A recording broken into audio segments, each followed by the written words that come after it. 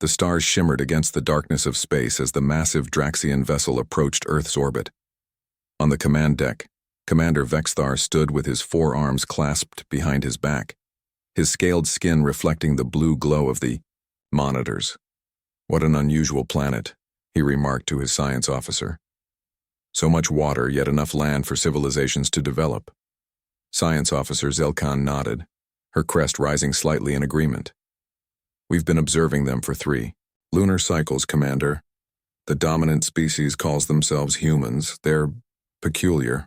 Vexthar turned his attention to the large screen displaying surveillance footage from Earth. The images showed humans in various settings: cities, rural areas, wilderness. In many scenes, humans were accompanied by smaller creatures.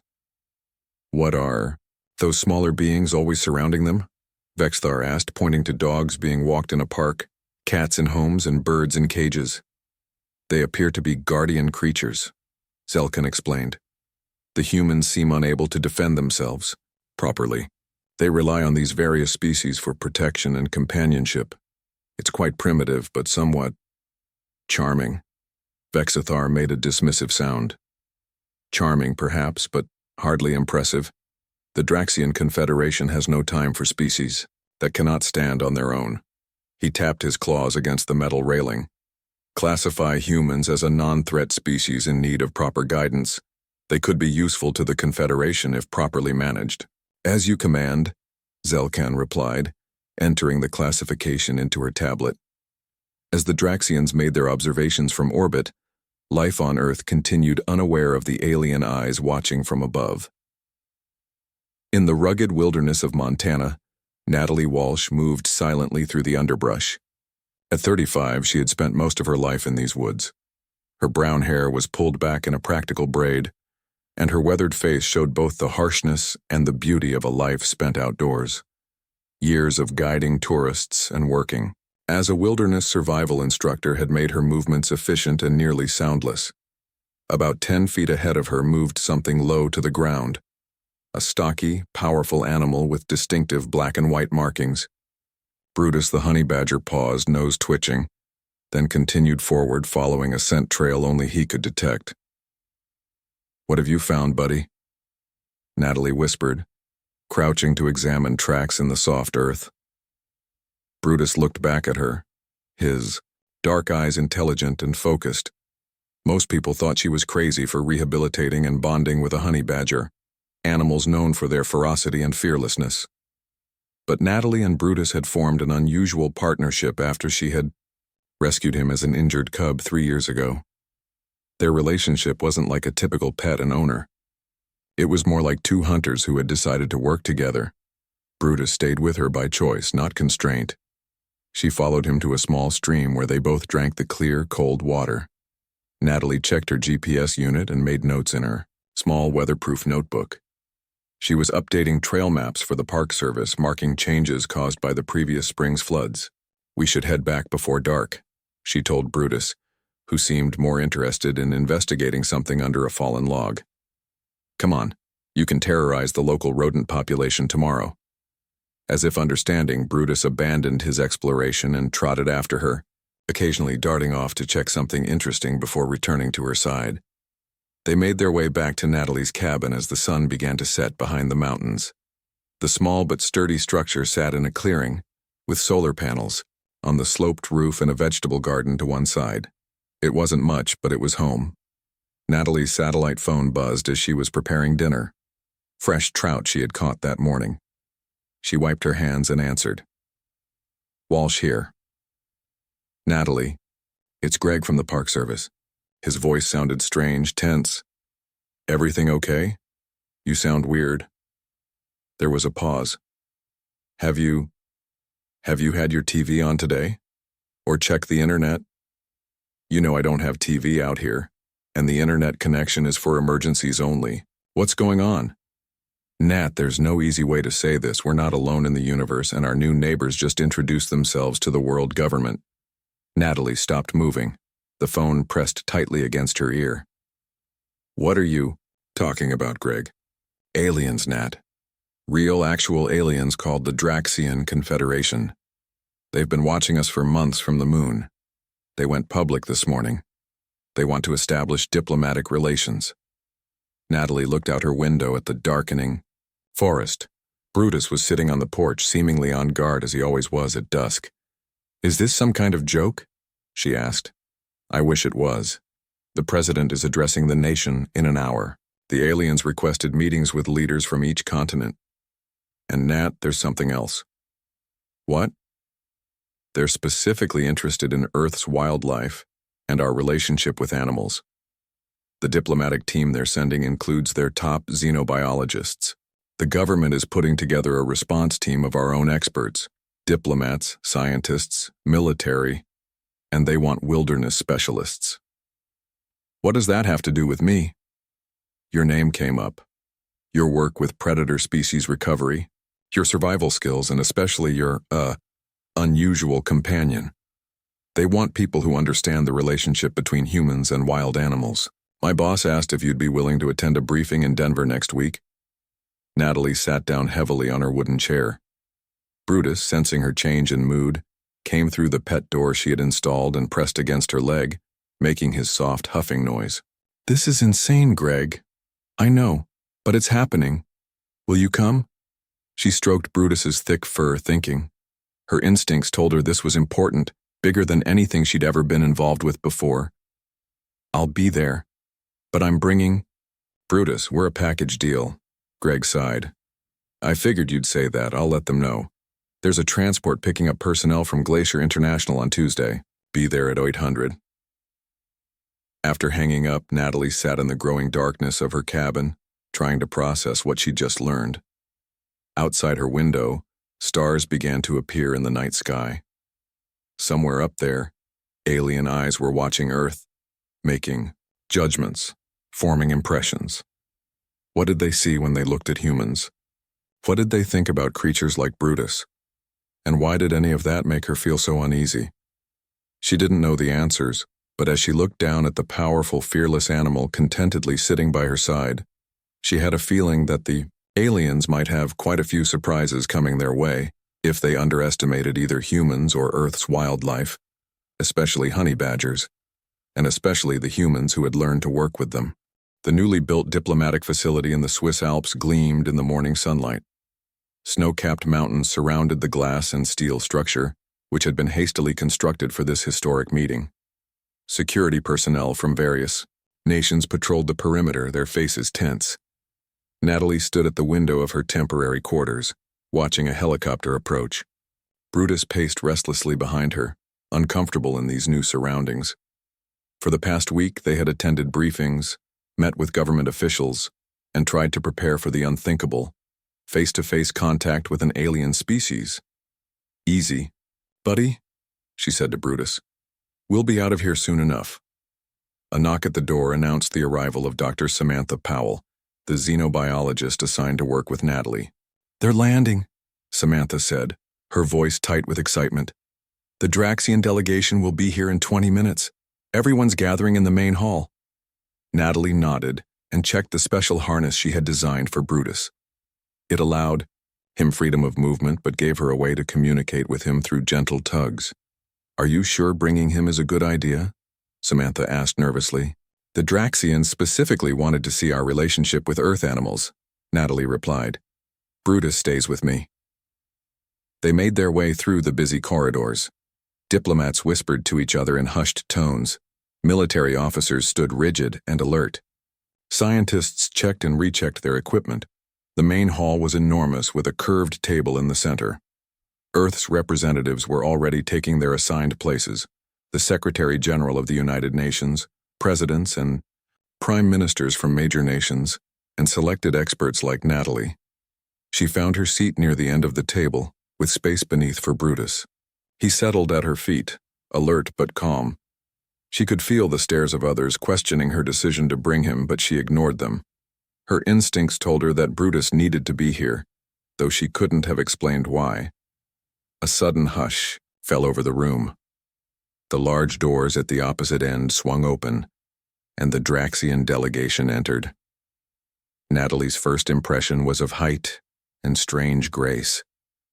The alien stood nearly 7 feet tall, with scaled skin that shifted colors slightly as they moved.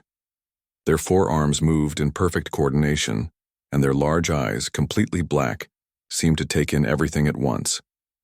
6 Draxians entered, followed by what appeared to be guards carrying strange devices. Ambassador Krovol, easily identified by his elaborate harness and the bright red crest on his head, approached the table. His mouth, a horizontal slit with no lips opened. "Greetings, people of Earth," he said, his voice translated through devices the Draxians had provided earlier. "The Draxian Confederation extends its hand in friendship to your world." The formalities continued for nearly an hour, speeches from both sides, expressions of hope for cooperation, careful diplomatic language that said little of substance. Natalie observed the aliens carefully, noting how they occasionally glanced at Brutus with what seemed like confusion.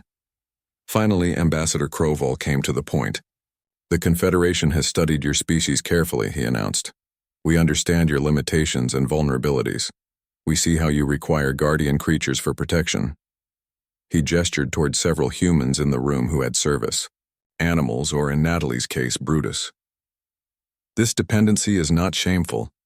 Many developing species require assistance." A murmur ran through the Earth delegation. The Secretary General leaned forward. "I believe there may be a misunderstanding, Ambassador. Humans don't depend on animals for protection." Krovol made a gesture that the translators identified as something between amusement and dismissal. "There is no need for pride. We have observed your settlements.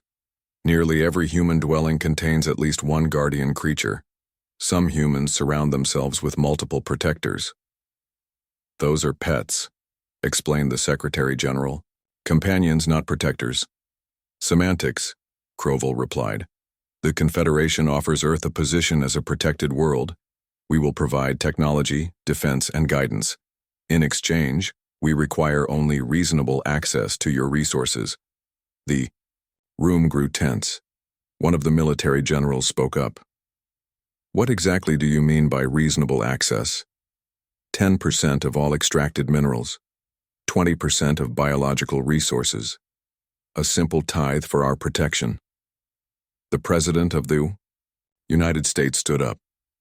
"Ambassador, with all due respect, Earth doesn't need protection. We're an independent world, and while we welcome peaceful exchange, we're not interested in becoming a protected territory."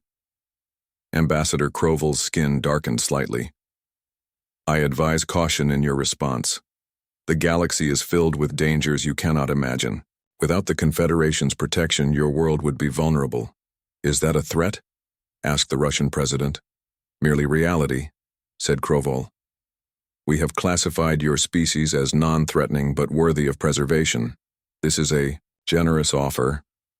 As the tension grew, Brutus became increasingly alert. He sensed Natalie's unease in the changing atmosphere in the room. One of the Draxian guards moved slightly closer to their table, the device in his hands shifting position.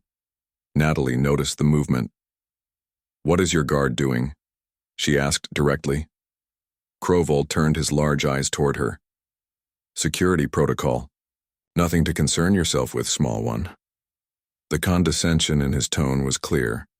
Natalie felt her patience wearing thin. "Ambassador," she said, "I think you've misunderstood something fundamental about humans and Earth animals. We don't keep them for protection. Most of the time, we protect them." The Draxian made that dismissive gesture again. "An amusing perspective, perhaps useful for your pride." The guard moved closer, his device now clearly pointed in Brutus's direction. Natalie recognized a threat when she saw one. "I'd advise your security to back up," she said calmly. The guard ignored her. Brutus growled low in his throat, sensing danger. What happened next occurred so quickly that most observers couldn't follow it. The guard activated his device, which emitted a low hum. Brutus, interpreting this as an attack, launched himself forward with unexpected speed. Natalie moved simultaneously, years of wilderness survival and her military training taking over. Within seconds, 3 Draxian guards were on the ground. Natalie stood protectively over Brutus, who had clamped his powerful jaws around one guard's arm. The room erupted in chaos. "Stand down," shouted the Earth security forces, weapons drawn. The Draxians seemed shocked, their color changing rapidly to a deep purple that the translators identified as alarm and confusion. "Control your guardian creature," demanded Krovol, his own guards, now forming a protective circle around him. "Control your people," Natalie replied evenly. Brutus was defending himself. And me. As Earth security moved in to separate the groups, Krovol stared at Natalie and Brutus with new eyes. For the first time, there was something beyond dismissal in his gaze, the beginning of doubt. "This meeting is concluded," he announced. "The Confederation will reconsider its approach to Earth." As the Draxians retreated from the hall, Natalie knelt beside Brutus, checking him for injuries. She couldn't shake the feeling that something fundamental had shifted, and not for the better. "What just happened?" asked Samantha, rushing to her side. Natalie watched the doors close behind the alien delegation.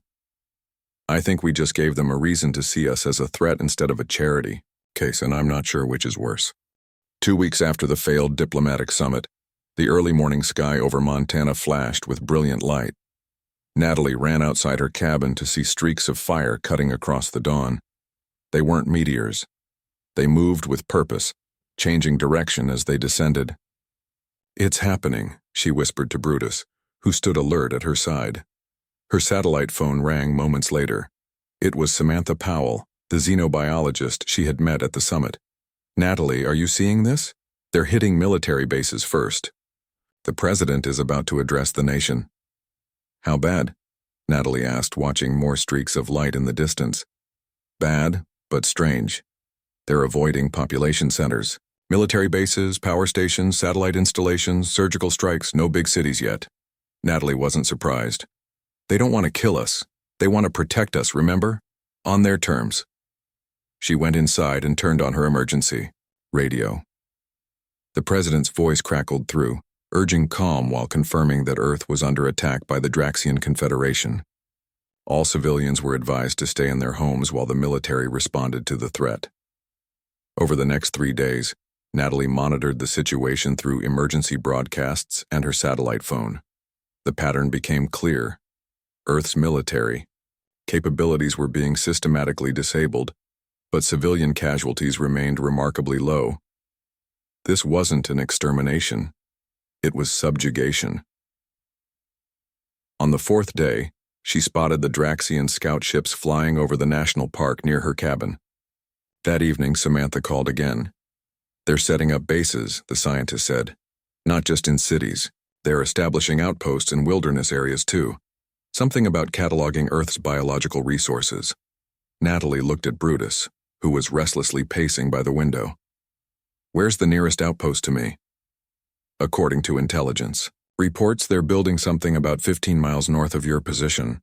"Natalie, what are you thinking?" "I'm thinking I need to see what they're doing," she replied. "Most of the action seems to be in cities and military zones. Maybe there's an opportunity here." "An opportunity for what?"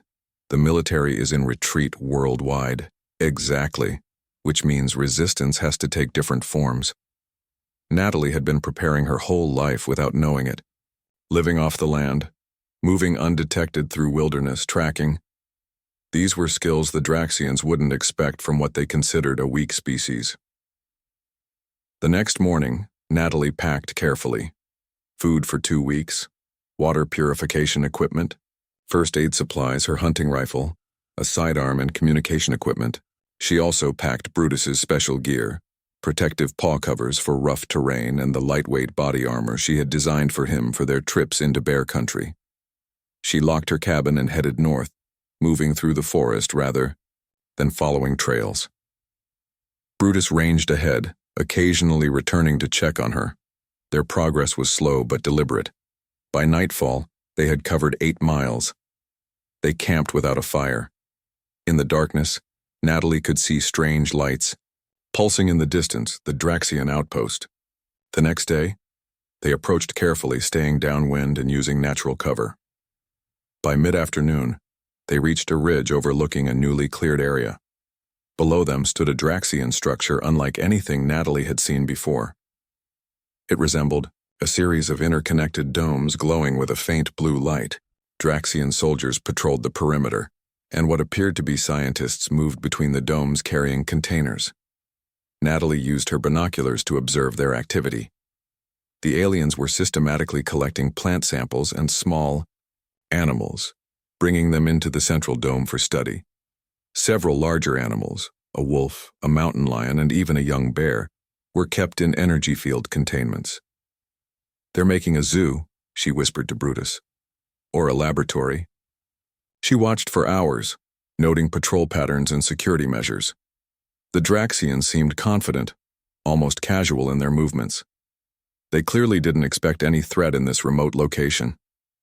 As dusk approached, Natalie backed away from the ridge and made a small concealed camp 2 miles from the Draxian base. She studied her maps and made notes about what she had observed. One thing was clear: the aliens had impressive technology, but poor wilderness awareness. Several times, local wildlife had approached their perimeter without the Draxians noticing, until the animals were very close. That night, she used her satellite phone, now operating on an encrypted resistance frequency that Samantha had provided. "I've found an outpost," she reported. "They're collecting wildlife specimens, but their security has gaps. They don't understand the environment they're operating in." "What are you planning?" Samantha asked. "First, information gathering. Then, I'm going to show them that humans aren't the only dangerous species on Earth." Over the next 3 days, Natalie methodically mapped the outpost's operations. She identified their water source, a diverted stream, and their patrol routes. She noted when supplies arrived and when waste was removed. Most importantly, she observed how the Draxians reacted to Earth's wilderness. They were jumpy around, larger animals but dismissive of smaller ones. They struggled with the changing weather and seemed confused by the forest sounds at night. On the 4th night, she made her move. A storm provided perfect cover, heavy rain masking her sounds and reducing visibility. Natalie approached from the blind spot she had identified in their perimeter sensors. Brutus moved silently at her side, his dark fur invisible in the night. They reached the water filtration system that fed the base. Natalie placed small devices, not explosives but signal emitters designed to attract local wildlife. The technology had been developed to help track animal migrations, but tonight it would serve a different purpose. As they retreated to safe distance, Natalie activated the devices. Within hours, the Draxian base was surrounded by confused and agitated wildlife, everything from raccoons to elk, drawn by signals that mimicked mating calls and territorial challenges. The Draxian response was chaos. Sensors blared as animals triggered perimeter alarms. Guards rushed outside, their weapons ready, but their targets too numerous and unpredictable. In the confusion, no one noticed the small figure slipping into one of the supply domes. Inside, Natalie quickly located their communication array and planted a small device Samantha had provided, a data collector that would transmit Draxian communications to the human resistance. She was almost back to the exit when a guard entered. Their eyes met, human and alien, in a moment of mutual surprise. The Draxian reached for his weapon, but Brutus was faster. The honey badger launched himself at the alien with a ferocity that seemed impossible for his size. The guard fell back, his scales providing little protection against Brutus's powerful jaws. Natalie didn't wait. She grabbed Brutus and ran, disappearing into the storm and the darkness beyond. By morning, they were miles away, wet and tired, but successful. The data collector was already transmitting. More importantly, they had proven something Natalie had suspected. The mighty Draxian Confederation could be vulnerable on Earth's terms. She reached for her satellite phone. "Phase 1 complete," she told Samantha. "Tell the other resistance cells. The invasion works both ways. They've come to our world, but they don't understand it. And that's our advantage." As the morning sun broke through the clouds, Natalie looked at Brutus, who was cleaning himself after their night's work. "They thought we needed animals to protect us," she said with a small smile. "Let's show them what a real partnership looks like." The honey badger looked up at her. His eyes, intelligent and fearless, the hunt had just begun. 3 months into the Draxian occupation, Earth had changed. Major cities were under alien control with towering structures that served as command centers for the invaders. But the countryside was different. Here, the Draxians struggled to maintain their hold. Commander Vexthar stood in his command room, staring at the glowing map of North America. Red dots marked areas of strong Draxian control. Blue areas showed regions still contested. And then there were the dark patches, wilderness zones where Draxian patrols simply went missing. Another supply convoy lost in the Montana sector, reported his second-in-command. That's the 5th this month. Vexthar's scales darkened with anger. How is this possible? Their military forces have been crushed. It's not military action, sir, at least not conventional military. Small groups striking quickly and then vanishing into the wilderness. Find them. Send the hunter squads. We have, sir. They find nothing but tracks. The locals know the terrain too well. The officer hesitated. There's one particular group in the northern wilderness. The soldiers are calling them the Ghost and the Demon. Vexthar turned. Explain. A human female, and what appears to be one of those small, vicious predators. A honey badger, I believe. They've been responsible for at least 12 successful attacks on our outposts. Vexthar's eyes narrowed. A female with a honey badger, like the one from the diplomatic summit? Our records suggest it might be the same individual, yes. Vexthar remembered the human woman and her fearless companion. He had dismissed her then. He would not make that mistake again. I want her found. Make it the priority for all hunter squads in that region. 50 miles away, Natalie and Brutus moved silently through a dense forest. The morning mist provided additional cover as they approached their latest target, a Draxian communications relay. Over the past months, Natalie had connected with other resistance fighters. Ryan Carter, a former park ranger, and his trained wolves had joined her team. So had Linda Garcia, an Army veteran who knew explosives, and Pete Morrison, a local hunting guide. Together, they had become one of the most effective resistance cells in the region. Today's mission was Natalie's alone, however. Small and stealthy was the approach. The relay was lightly guarded. Just 2 Draxian soldiers who looked bored and cold in the mountain air. She watched them through her binoculars. After 3 months of observing the aliens, she understood their weaknesses better. They hated the cold. They struggled with Earth's variable weather. And most importantly, they still didn't respect the threat that humans posed. Brutus nudged her hand, sensing her readiness to move. They had developed a silent communication over these months of fighting. The honey badger understood commands that Natalie never had to speak aloud. She pointed to the right side of the clearing, and Brutus immediately understood. He slipped away through the underbrush, circling around to create a diversion. Minutes later, a series of small crashing sounds came from the forest edge. The Draxian guards turned, weapons ready. One moved to investigate while the other stayed at his post. Natalie waited patiently. The first guard disappeared into the trees, following the sounds Brutus was deliberately making. The second guard looked increasingly nervous, his head turning back and forth between the forest and the relay equipment. When the crash and surprised shout came from deep in the trees, the second guard made his decision. He ran to help his companion, leaving the relay momentarily unguarded. Natalie moved quickly. From her backpack, she took the small device the Resistance had provided, a virus that would allow them to monitor Draxian communications. She plugged it into the relay and waited the necessary 30 seconds for it to upload. A sharp whistle, her signal to Brutus that it was time to disengage. She moved back into the forest, just as the confused guards returned, finding nothing but disturbed undergrowth and what appeared to be animal tracks. Half a mile away, Brutus rejoined her, looking pleased with himself. Natalie gave him a piece of jerky from her pocket, his favorite reward. "Good job, buddy," she whispered. "Now, let's get this data back to camp." Their base was 10 miles away, hidden in a system of caves that the Draxian sensors couldn't penetrate. 23 resistance fighters now called it home, along with their animal companions, Natalie and Brutus, Ryan's 3 wolves, and a pair of trained falcons that belonged to Megan Young, their newest member.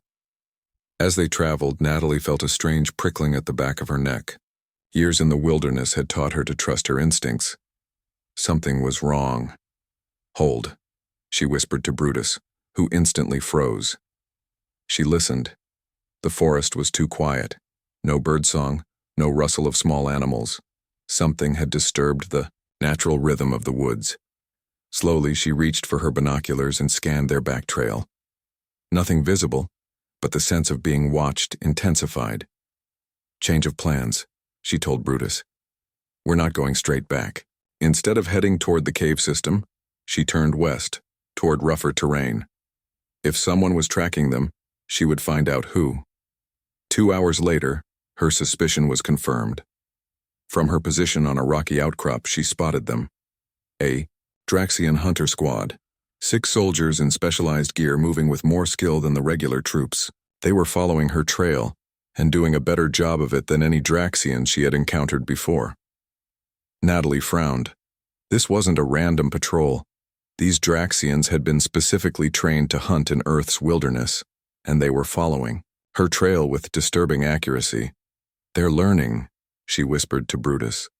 "Time for us to disappear." She led Brutus down a rocky stream bed where they would leave no tracks, then up a series of steep rock faces that would be difficult for the larger Draxians to navigate. By sunset, she was confident they had lost their pursuers. But the encounter troubled her. The Draxians were adapting, getting better at wilderness operations. It was only a matter of time before one of these hunter squads got lucky. When she finally reached the resistance camp late that night, Ryan Carter was waiting anxiously. "We were about to send out a search party," he said, his 3 gray wolves lying at his feet. "What happened?" "Hunter squad," Natalie replied, accepting a cup of hot coffee. "New type, better trained. They were specifically following my trail." Linda Garcia, who was monitoring the communications equipment, looked up. "That matches what we're hearing. There's a new priority alert in Draxian communications. They're looking for," and I quote, "the female with the demon beast." Pete Morrison laughed. "Looks like you and Brutus are famous." Natalie didn't smile. "It means they're starting to understand the threat we pose. They're adapting." "So what's the plan?" Ryan asked. Natalie looked at the maps spread on their planning table. Red pins marked known Draxian outposts. Blue pins showed resistance successes. The pattern was clear. The aliens were being pushed back from the wilderness areas, retreating to more defensible positions. "We need to share what we've learned with other resistance cells," she said. "The Draxians don't understand Earth. They don't understand our connection to this land or to the animals we work with. That's still our advantage. But now we need to push harder before they figure it out." She pointed to a large red pin on the map. "Their regional command center. It's time we showed them that nowhere on Earth is safe for them." The others looked at her with uncertainty. "That's heavily guarded," Linda warned. "Suicide mission?" Natalie smiled slightly. "Not if they don't see us coming. And they never see Brutus coming until it's too late." The honey badger looked up at the sound of his name, his dark eyes gleaming in the lamplight. The Draxians had come hunting for the woman and her demon beast. Soon they would learn why that was a terrible mistake. Dawn broke over the mountains as Natalie reviewed the plan one final time. The resistance fighters gathered around her, faces serious but determined. Their target, the Draxian Regional Command Center located in what used to be a national park, visitor center. "Remember," Natalie said, "this isn't about destroying the facility. It's about accessing their main database." She looked at Alan Cooper, their computer expert. "You'll have 15 minutes once we get you inside." Alan nodded, nervously. "If their systems are anything like what we've seen at smaller outposts, that should be enough time. Ryan, your wolves will create the first diversion here." Natalie pointed to the eastern perimeter on their hand-drawn map. "Linda, you'll set up the sonic disruptors on the western side. Pete's team will handle the guards at the south entrance. Megan's Falcons will provide air surveillance." She knelt beside Brutus, checking his lightweight armor one last time. "Brutus and I will get Alan through the north maintenance tunnel. According to the plans we stole last month, it's the least guarded entry point." Ryan looked concerned. "Intel," Says Commander Vexithar himself is at this facility. He's got those new hunter squads with him. All the better, Natalie replied. I want him to see this. As darkness fell, the resistance fighters moved into position. The night was moonless, perfect for their operation. Natalie, Brutus, and Alan crept through the forest toward the north side of the facility. Through her night vision goggles, Natalie could see the Draxian command center glowing with soft blue light. Guards patrolled the perimeter, but they still moved with the confidence of conquerors who didn't expect serious resistance. Her radio crackled softly. Wolves in position, came Ryan's whisper. Sonic disruptors ready, added Linda. South team ready, confirmed Pete. Natalie checked her watch. On my mark, 3, 2, 1, go. The eastern perimeter erupted in chaos as Ryan's wolves began their coordinated attack, howling and darting between trees, triggering the Draxian motion sensors. Guard spotlights swung in that direction. Moments later, Linda's sonic disruptors activated on the western side, emitting frequencies that the Draxians found painful, but were just outside human hearing range. The planned confusion worked perfectly. Guards rushed to respond to both disturbances, leaving the north maintenance tunnel lightly defended. Now, Natalie whispered, and the three of them sprinted across the open ground to the tunnel entrance. A single Draxian guard turned in surprise. Before he could raise his weapon, Brutus launched forward, a dark blur of focused aggression. The guard fell, his communication device clattering away before he could trigger an alarm. Alan quickly bypassed the security system on the maintenance door, his hands shaking slightly, but his work precise. The door slid open, revealing a dimly lit tunnel. 15 minutes, Natalie reminded him as they entered the facility. Then we're gone, with or without the data. They moved through service corridors, avoiding the main hallways. Twice they had, to hide as Draxian soldiers rushed past, responding to the diversions outside. Finally, they reached their goal, the central data hub. Alan immediately set to work, connecting his device to the Draxian computer system.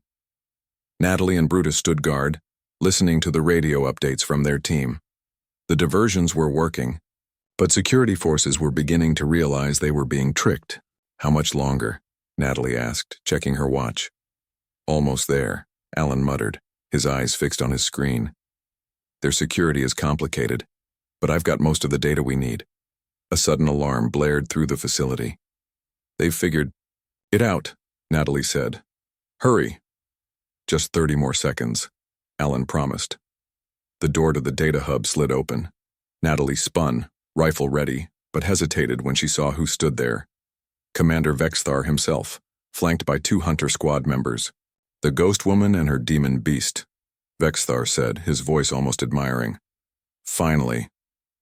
Natalie didn't waste time talking.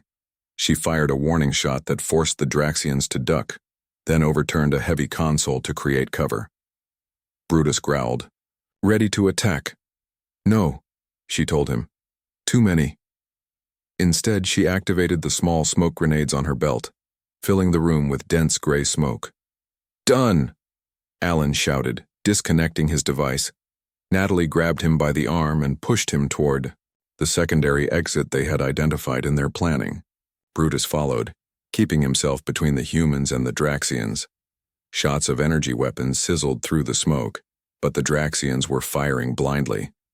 The 3 resistance fighters made it to the exit and ran down another service corridor. All teams fall back, Natalie ordered into her radio. Mission accomplished. Rendezvous at point B. They burst out of a side exit, immediately taking cover in the nearby trees. Around the facility, the other resistance teams were also retreating, their diversions having served their purpose. An hour later, they regrouped at their fallback position deep in the forest. Everyone had made it out safely, though Pete had a minor injury from a Draxian energy weapon. Did we get what we needed? Ryan asked, his wolves panting at his side. Alan nodded, still catching his breath. Everything.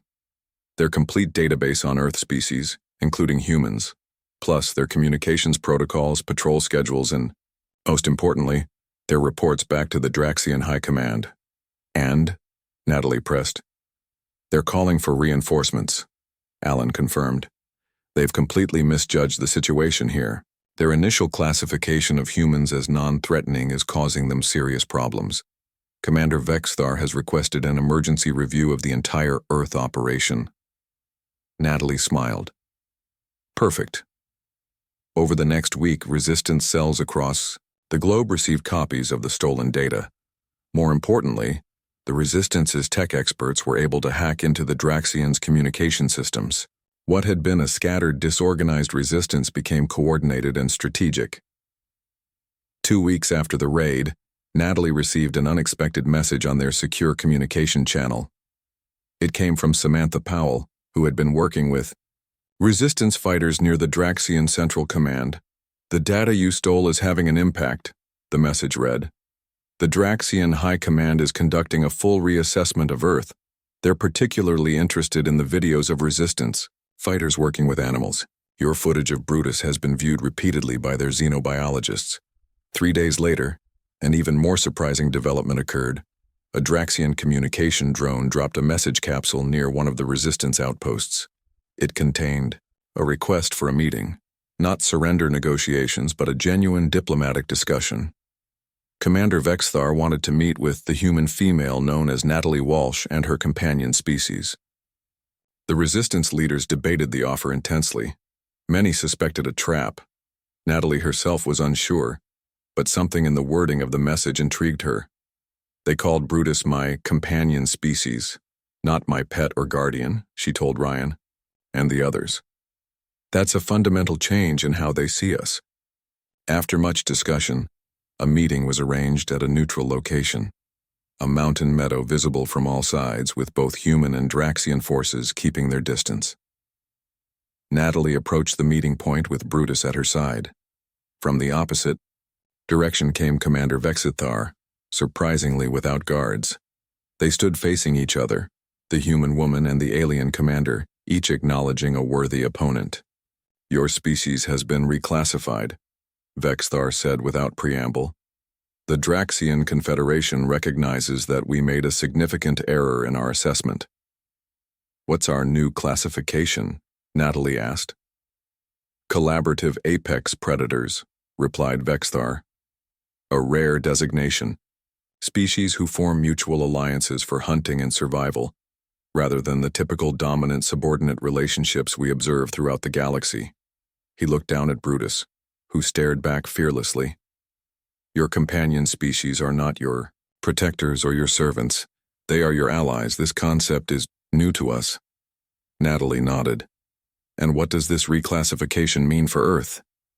"The Confederation is withdrawing its protection offer. Instead, we propose a mutual defense treaty, as equals." Vexthar's scales shifted to a blue tone that the Resistance had learned indicated sincerity. "Your world has much to teach us, it seems." As Natalie looked at the alien commander, she realized that this was just the beginning. Earth had earned respect, not through superior technology or military might, but through something uniquely human: the ability to form partnerships across species lines, to turn potential competitors into allies. Brutus pressed against her leg, a warm, solid presence. Together, they had helped change how an entire galactic civilization viewed humanity. Not bad for a woman and her honey badger.